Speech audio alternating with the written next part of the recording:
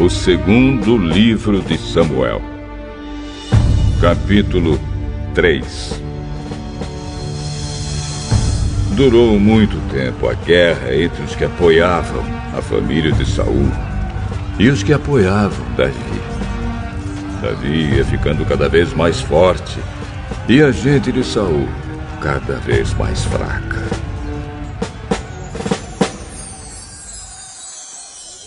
Os filhos de Davi, que nasceram na cidade de Hebrom, são estes. O primeiro foi Aminon, filho de Ainoã, da cidade de Jezreel. O segundo foi Quiliabe, filho de Abigail, viúva de Nabal, da cidade de Carmelo. O terceiro foi Absalão, filho de Maacá, que era filha de Talmai, rei de Gesur. O quarto foi Adonias, filho de Agite. O quinto foi Cefatias, filho de Abital. O sexto foi Itrião, filho de Eglá, esposa de Davi. Todos esses filhos de Davi nasceram em Hebrom.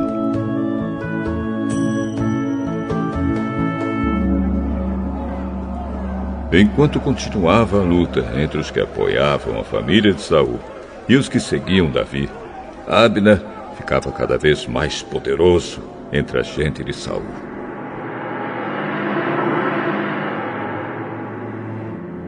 Um dia, Isbosete, filho de Saul, acusou Abner de ter tido relações com uma concubina de Saul, chamada Rispa, filha de Aías.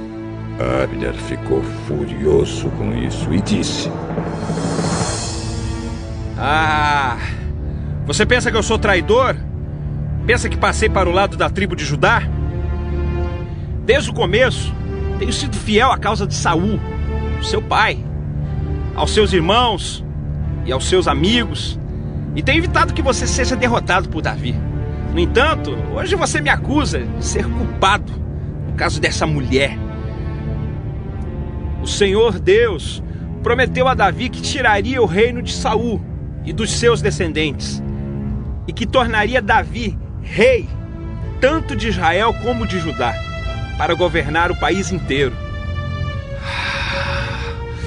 Que Deus me mate se eu não fizer que isso aconteça.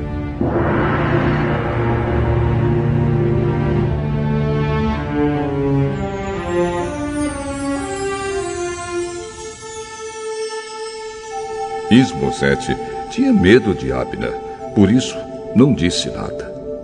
Naquela época, Davi estava na cidade de Hebrom e Abner lhe mandou mensageiros com o seguinte recado: Quem vai governar esta terra? Faça um acordo comigo, e eu o ajudarei a levar todo o povo de Israel para o seu lado. Davi respondeu: Muito bem, eu farei um acordo com você, porém com uma condição. Quando vier falar comigo, você vai me trazer Mical, filha de Saul. Então Davi mandou alguns mensageiros dizerem a Isbosete: Entregue-me a minha esposa Mical. Eu paguei 100 prepúcios de filisteus para ter o direito de casar com ela. Então Isbosete mandou tirá-la do seu marido Paltiel, filho de Laís. Paltiel seguiu-a, chorando pelo caminho, até chegarem à cidade de Bauri. Aí Abner lhe ordenou: Volte para casa. E ele voltou. Então Abner foi falar com os líderes de Israel.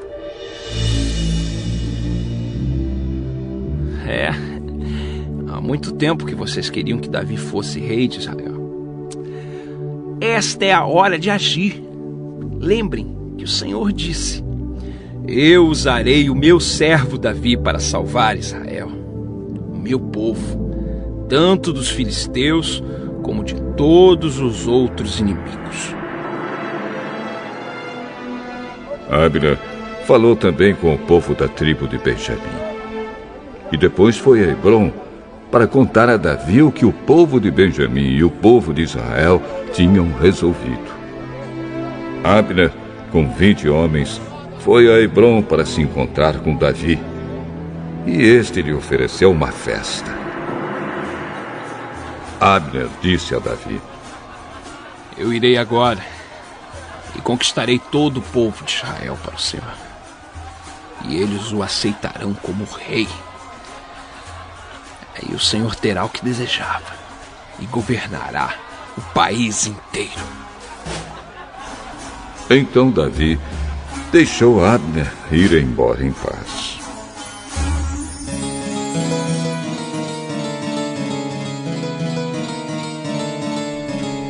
Pouco tempo depois, Joabe e os outros oficiais de Davi voltaram de um ataque rápido, trazendo muitas coisas que haviam tomado dos inimigos.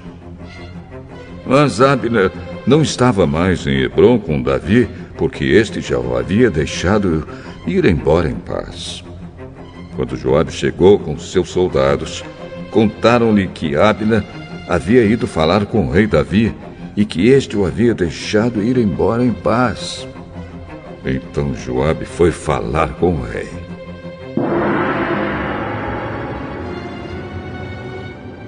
Mas o que foi que o senhor fez? Abner veio aqui e o senhor o deixou que ele fosse embora sem mais nem menos. Ele veio para enganá-lo, para ficar conhecendo todos os lugares onde o senhor vai e tudo que faz. E o senhor sabe disso. Logo que saiu de perto de Davi, Joabe mandou mensageiros atrás de Abner. Eles o alcançaram no poço de Sira e o trouxeram de volta. Mas Davi não ficou sabendo disso. Quando Abner chegou a Hebrom, Joabe o levou para o lado do portão, como se quisesse falar com ele em particular. E enfiou um punhal na barriga dele. Assim, Abner, filho de Ner, foi assassinado por ter matado Asael, irmão de Joabe.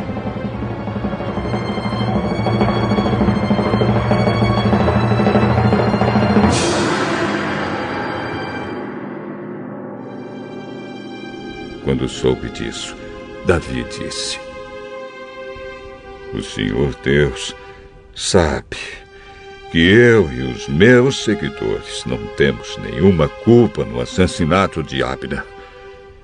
Que o castigo por esse crime caia sobre Joabe e toda a sua família.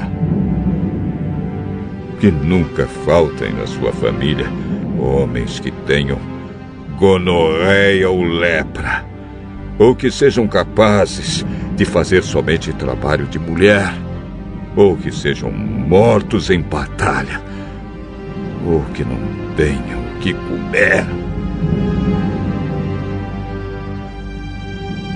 Assim, Joabe e o seu irmão Abisai assassinaram Abner, porque ele havia matado Asael, o irmão deles, na batalha de Gibeão. Então Davi mandou que Joabe e os seus soldados chorassem por Abner e que, em sinal de tristeza, rasgassem suas roupas e vestissem roupas de luto. E no enterro, o próprio rei Davi ia caminhando atrás do caixão. Abner foi sepultado em Hebrom. E o rei chorou alto perto do seu túmulo. E todo o povo fez o mesmo.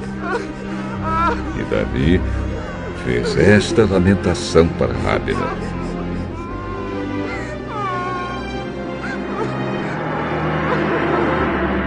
Por que teria Abner de morrer como se fosse um louco?